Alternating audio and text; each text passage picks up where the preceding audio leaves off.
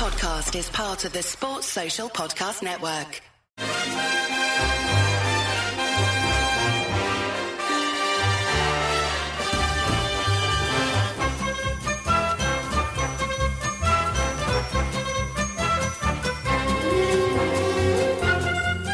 Hello everyone and welcome to How Are the Podcast. It's Gav and we are in the beer garden.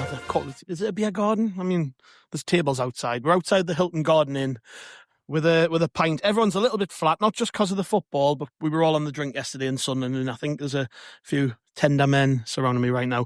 I'm joined by Bomber. Hello, mate. Hello, mate. I'm always tender. Also here, we've got Brett with us. Hello, mate. How you doing? Yeah, been better. I don't feel too bad off the drink, actually. I'm not as rough as you two. I've just ploughed on me. I've just cracked on drinking. But the match that we've just witnessed, let's talk about that. I mean, I can't imagine many people will really want to relive it. It'll not be a game that we'll ever talk about in the future ever again, I wouldn't think. It was poor. But I think the overriding feeling coming out of that was it was just a pointless game. It felt like two teams who had now to play for. We clearly don't have very much to play for because we're just trying to keep everybody right for the playoffs, and I think it told the performance, didn't it? It was pretty flat and unadventurous, wasn't it? Yeah, I keep flip flopping between being really angry that it was that shite, and then trying to measure that with we got nothing to play for. We're trying to save ourselves for the playoffs, but you still want some sort of momentum and some sort of attacking prowess going into that playoff run. So yeah, my emotions are all over the place. Maybe it's just because I'm a bit hungover as well. But yeah, as a game, it wasn't great. It was, I can't really think. The only thing that I can think of that happened of note was there was a seagull that dropped a whole bun on the floor. And then there were 3 other seagulls and none of them had the bottle to fly down and pick it up because I think it was Trey Hume was on that side and kept running up. Every time a seagull tried to come back down, pick it up, Trey Hume would run over there and they'd fly away. And that was the only thing of note that game that I've taken away. Yeah, it was about that pointless, wasn't it, Brett? Can you imagine flying across the world to, for the International Fans Weekend? People come from like Canada, Australia, all over, and they've had to watch that. I thought it was bad enough to drive back to Milton Keynes tomorrow, but yeah, it was flat. It was just weird, wasn't it? It's the next few games are going to be exactly the same though. There's no sort of spark at all at the moment, but it's the bigger picture, isn't it? That's what we've got to be looking at. So yeah, it's horrific, to be fair. I can't imagine being like that guy we spoke about at the Fans Museum, who's been, this is now his 10th game and he hasn't seen Sunderland win. Oh. And he'd flown over from Adelaide. I mean, he needs to be banned from ever coming again, I think. But yeah, I mean, if there's anything that sort of sums up being a Sunderland supporter, it's flying thousands of miles to see us lose 1-0 to Swansea. Doing it 2 years in a row for 2 0-0s. Yeah. Yeah. Oh no, it wasn't for a 0-0 and a 1-0 loss. Sorry, yeah. 0-0 last year with Bristol. Yeah. And also you've got some of them who obviously come down for it, made the week of it. They've gone to Norwich away 0-0. Yeah, I think you get what you deserve. That's what you signed up for. You signed up for this. If you wanted to like a successful team, support Man City or Arsenal, whoever. Don't support Sunderland. Let's talk about the ref, because I think he was the big, I mean, not just the referee, by the way, the linesman who was on my side in the southwest corner. I genuinely, and I'm not angry about it because I can't get angry about this game, but if that had been an important game, that might be the worst I've ever seen. It was virtually every decision that he got wrong, and he didn't let the game flow. There was a blatant penalty on my ender at the end, which he took his time to think about it and then didn't give it. And I'm saying blatant penalty. I mean, I haven't seen it back, but everyone who was watching at home was saying it was a blatant penalty. Called 3 that I saw offsides on Isidore that weren't offsides. He was on by a good couple of yards. I mean, and that was the linesman, but obviously the referee goes with it. The refs are getting worse and worse. It seems to we seem to be saying this is the worst one we've seen, and yet they're still managing to find performances that are worse than that. So it's just the league. I think it's even the Premier League has got bad refs anyway. But it's just something does need to be done because. As you say, you can't. Now it'll be done. That's a problem. Now it'll be done. Nothing will be done about it. No. I mean, the thing is, right, is like if you even forget that the free kick that Tommy Watson gave away wasn't a free kick. He won the ball, he slid in. It was a great challenge. Gave the free kick away. The linesman gave the free kick, and they've scored from that. Yeah. But about that. I'm normally, when I'm watching games and you have people in front of you and behind you who'll shout for anything. If, you know, you could have the most blatant foul in the world and the referee gives it and they'll shout and go, that's not a foul, ref. But genuinely, that was one of the worst officiating performances I've seen on a live match of football. It was just everything. Like, normally you've got a bad ref, but it was bad linesman decisions, bad refereeing, just really poor officiating. And the fourth official got involved in something as well with that off the ball with Alan Brown, which they're not supposed to get involved in that either. Well, and they stopped play because of it. Yeah. And I'm thinking, hang on, you know, should you not wait till the ball goes out then to boot them? Yeah, I mean, all around, just a really terrible refereeing performance, officiate performance. It wasn't just the ref; it was a lot of them. So up there was some of the worst I saw in League One, I think. Yeah, definitely. And like I said, just horrendous that it was a really unimportant game of football. It's just lucky that it's not cost us, like, you know, a playoff place or a playoffs final, or, you know, a cup final or something like that, because it was bad, mate. So the pace of the game, might as well talk about that, because, you know, there's been a lot said recently, particularly by us, about how these are virtually warm-up games for the playoffs, and you felt that today, didn't you? Like, I mean, look at the substitutions that he made. They were clearly just, you know, minutes in the legs, aren't they? Yeah. That's exactly, you can see what it does, and there is a pre-season feel to these games at the moment. You know, there's no movement. There's no movement, like from throw-ons. Everyone's just standing around. Like, no one's got the ball at the back, and he's just walking out with it, and there's no one making like runs in front of him. It's difficult because we need to have some momentum going into the playoffs. We can't just sleepwalk into these games. I don't think we're going to, though. I genuinely think this is intentional, and it's like we won't play the last 3 games of the season that way. I think we will genuinely pick it up, and I think this is intentional, and you can see it in, like, you know, I hate to bring it up, but for me, Tommy Watson didn't even try to get involved in anything physical today. No. And that was very obvious. And I don't like to point that out, because that's you're insulting the player's integrity, really, when you're saying that. But for me, Tommy Watson did not want to get hit today. Yeah. And he wasn't the only one. There was other instances where I just felt like, you know, normally you'd see someone make a lung bust and run to try and do something, but then you're risking potentially snapping your hamstring if you do that. And you can just see it in the players. It's not a fear; it's a let's not push ourselves. We haven't heard what Regis Labrousse has had to say after the game, but I think the tone of it will be pretty somber. You'll not be particularly bothered by the fact we've lost today, despite, you know, you don't want to lose games of football, but it all felt very, very intentional to me. I don't see anything to be really concerned about. I mean, it would be concerning if we're doing that every, you know, those last couple of games before the playoffs, if we're still playing at that pace. But that had to be planned. I'm sure of it. You'd like to think so. You would like to think so, because that can't be a game plan. There's no chance that Regis Labrousse has gone in. You know, players have had their warm up. They come in for their last minute instructions, and he said, "Right, Chris, Luke, just pass it around between yourselves and stand on the ball." I think I've never seen the ball stationary but in play for such a long period of time. Like, Pato had the ball and he would just stand on it and it would be there stationary and no one would be closing him down. We'd pass it out to Luke and I, and he would pass it out to Mepham, we would pass it back. The only variation that we did have in the second half is that Chris Mepham introduced the long ball to nobody.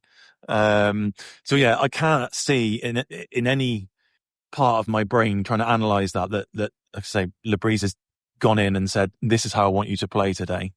So yeah, I mean, it can only get better, really, can it? Yeah. Positives. Trying to think of some. I would say Enzo Le Fee, to be honest. Yeah. There's some, and it's difficult to sit here and go, "Oh, we should be positive about that," because it was just such a nothing game. But for me, Le Fee at times, I mean, I love watching players play like that. It's great to watch. He's such a good player. And then just when he gets on that ball, he has that little bit of magic, isn't he? And then it's just to say his touch is ridiculous. His touch is absolutely ridiculous. Everything's ridiculous. Yeah, everything about it. That's a top-class footballer playing against people who aren't on his level. Do you know he shouldn't be playing for Sunderland. Yeah. Do you know what the difference was, Gav? Is that he came on and straight away he's playing one-touch passes. He's the only person in the entire team for the 55 minutes. Well, the 55 minutes before he came on, everything was 2, 3, 4 touches and then play it sideways or play it backwards. And he came on and immediately is playing like little 1-2s, first time passes. He played that massive diagonal ball out across to the right hand side. And it's just something different that we didn't have before. So it is a positive in that we've got more minutes in his legs, and you can still see he's got the drive and the quality there. I also thought Samed was pretty decent when he came on. That one pass aside. Yeah, he did. He played he had one loose touch and a pass, but he put himself about, and actually he carried the ball with a bit of drive, and I think that got the fans up a little bit and behind the team a little bit more for the last kind of 10 minutes or so. Yeah, you could see by the, you look around the stands, I think on the 82nd, 83rd minute, it was empty in the ground, wasn't it? And I just think people there shouldn't be, and there won't be an overreaction to that. I think you could see by the fact that so many people left early, it literally was like I keep saying a pre-season or like a final home game where there's now to play for. It definitely had that feel about it. It was strange because people were leaving, but they weren't angry. It was just kind of like meh, and then people just got up. I think the angriest I heard people when Tommy Watson got subbed off, people booing him. I don't agree with that, by the way. I think that's bullshit. Don't boo him. Obviously, we've all got opinions on him, but I don't think you should boo anyone what he's playing for Sunderland. Yeah, that doesn't help it, because at the end of the day, we might need him in the next few weeks. We might need him in the playoffs. So there's no point booing him. For me, I don't understand why you would come to a game and think, I'm going to boo him today. Like a young kid who's, look, I totally disagree with what he's done. I think the fact that this has come out, it might not be his fault, but the fact that this transfer has come out and we found out about it during the season is unhelpful. Obviously, because you're in a situation where you've got a player getting booed off by his own fans. Yeah, the thing is, that must happen all the time. Transfers don't only get done; they get finalised in transfer windows, but they don't get done and agreed just in transfer windows. So that it must happen all the time. But it's just this one occasion that it's kind of got out, or it's had to have been released for whatever reason. But yeah, I think we're a bit naive to think that doesn't happen all the time. Yeah, I'm sort of struggling for any other positives. We didn't have many chances, did we? Really, we had a couple of corners which came to very little. I thought, at times we looked okay when we were moving the ball down. I thought Patty Roberts had a good game actually. Yeah, Roberts was okay. He seemed to be one of the more attacking, players, wanting on the ball and actually trying to make something happen.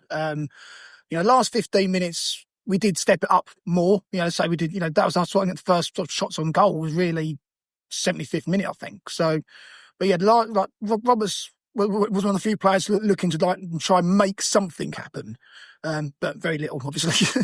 I think an honourable mention to Patterson as well. He didn't have much to do, but although we conceded from it, that first save where the ball came back, hit the bar, their follow-up, it was actually a very good save, and then it was the second follow-up that ended up in the net. So pulled off a good save.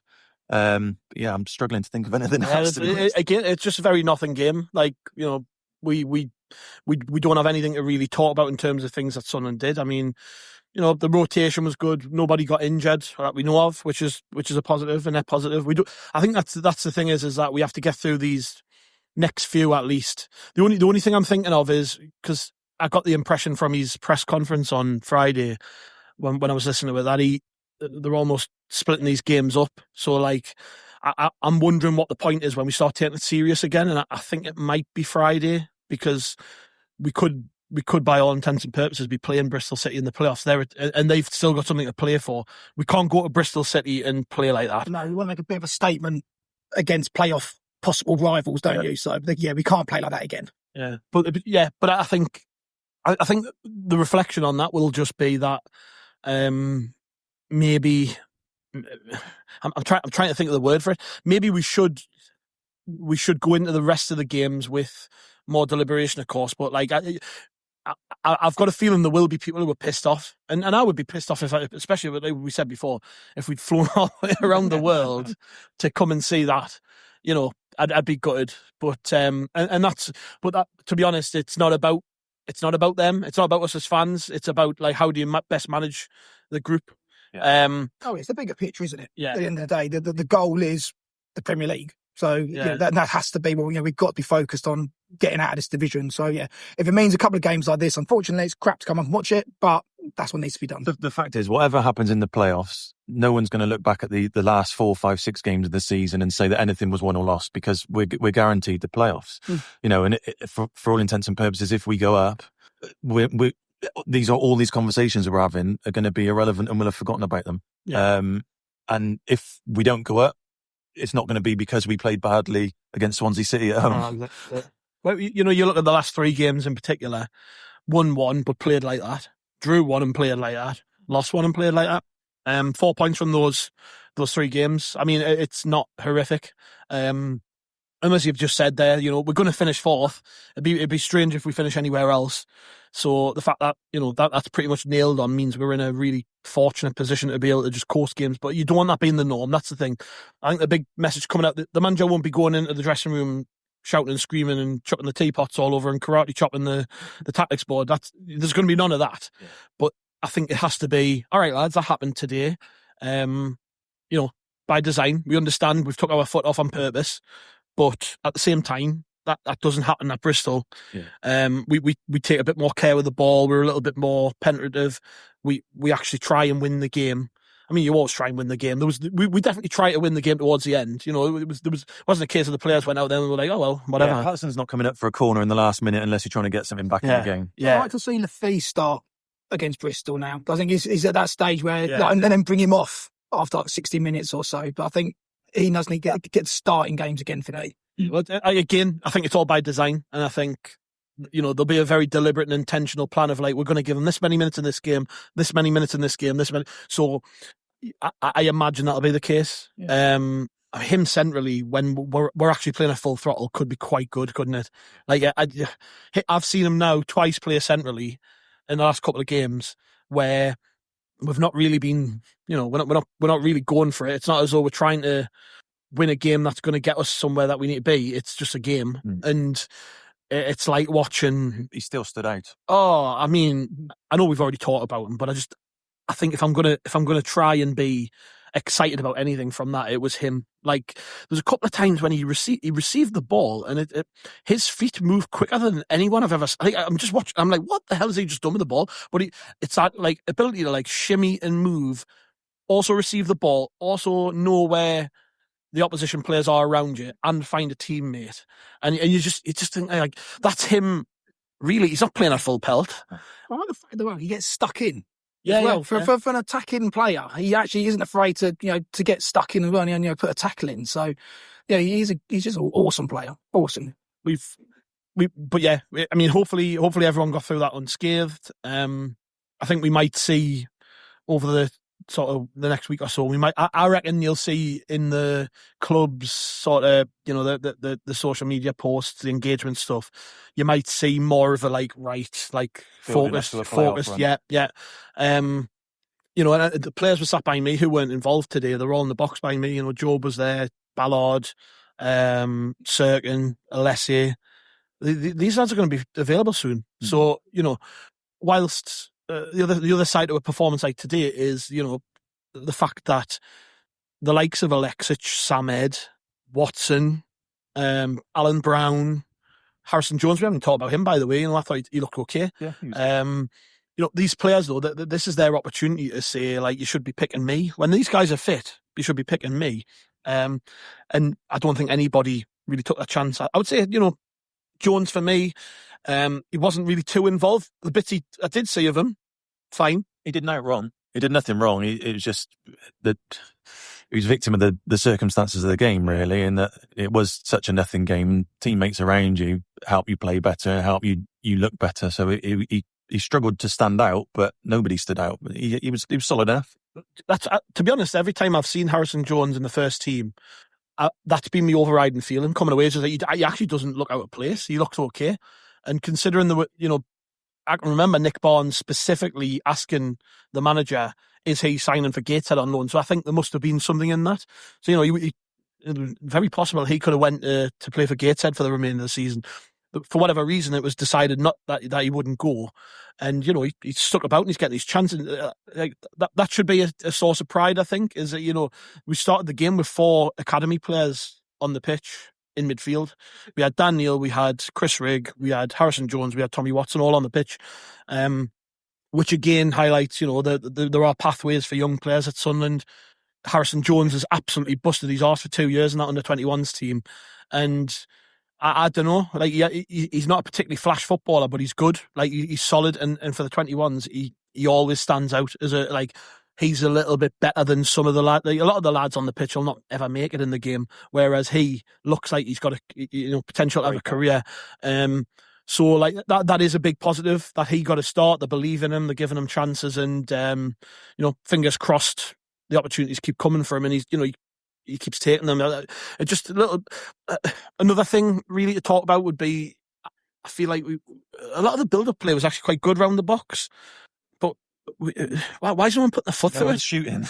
Rig had a great chance to shoot in the first half, right in front of me, and he passed it, and we lost the ball. And I'm just thinking, I mentioned this on one of the pods this week about Rig, where I just get this impression that he's maybe had that coached out of him, that just fucking hit it. There was a couple of times with Roberts as well, where Roberts doing what he does best, cutting inside, beating defenders, and he gets to like a central area, and everybody in the whole stadium's shouting for him to shoot, and he just doesn't. And we were saying, because we stood kind of in the south stand, so we couldn't really see what was going on in front of the goal, but it looked like they had the whole goal to aim at, and everyone's saying shoot, and he just won't, and it just passes out left, and then the cross comes in, it gets headed out, and then we just recycle it that way.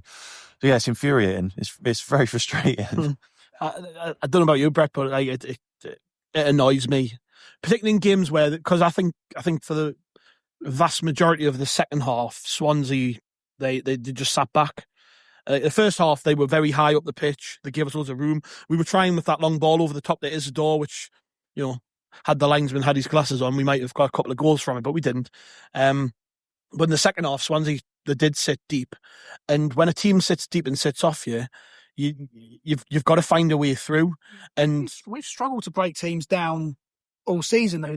Is that concerning, do you think? It is, because there's been times this season where we've been, probably our most attacking is when we're defending a corner, and then Isidore can get that break and launch out the pitch himself.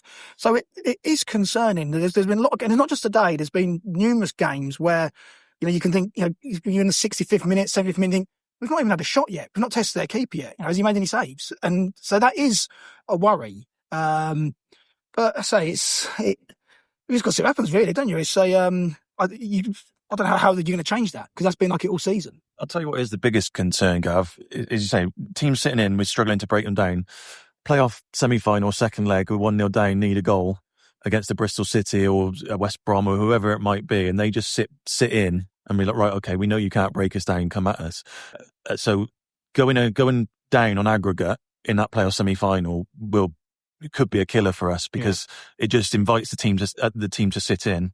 And we've shown time and time again that we just struggle to break those teams down and create chances and get ourselves back into those games. So that would be my main concern. Well, a fairly uneventful game, which we've managed to talk for 20 odd minutes about. So I think we've done all right there. But yeah, again, just not one I'm going to get angry about. I think if there's anybody losing their shit over that, then, just try and remain sort of level-headed. It's a very unimportant game of football ultimately, and I know we don't like seeing Sunderland lose, and we don't like seeing Sunderland not play a full pelt, not try to win, particularly for those fans, knowing that there's fans in the crowd who've travelled such a long way to come to games. It is one of those, but at the same time, the bigger picture is the most important thing. I said this after the midweek game. This isn't the be all and end all. It's the final few games. I think you will see a very, very different Sunderland side against Bristol City. I would like to think so. If we don't, we might be doing this podcast next week with a bit more concern in our voices. But yeah, as you can probably tell, we're a little bit flat. We're a little bit not bothered at the same time. We're a little bit waiting for the hangover to subside. And you've got a long old drive back, mate, haven't you? So 4.5 hours back. 4.5 hours back. At least it's not 8,000 miles or whatever that at least it's not a 14-hour flight or a 16-hour flight. Yeah. So yeah, safe travels, mate. Cheers for joining us, Brett. Cheers for joining us, Bonner. It's been great. Thank you very much, everyone, for listening. We've got a review coming out over the weekend. I say a review. If Chris and Martin managed to get more than 10 minutes out of Simon O'Rourke on this game, then they'll have been fortunate. It's probably going to be a bit like the Jeff Brown one, where we just talked about his career, and it'll be lots of fun. So we've got that coming over the weekend. We've got Simon O'Rourke from ITV Time Tees joining us. There will be other bits and bobs over the next week or so. So just keep tuning in to Howie the podcast. We're basically daily at this minute. So if you've only just heard us for the first time, then make sure you get subscribed. It should be fun over the next couple of months as we will build up to the playoffs and all that rest of that good stuff. So thank you very much, guys. It's been great. Thank you very much, listeners. We'll catch you later.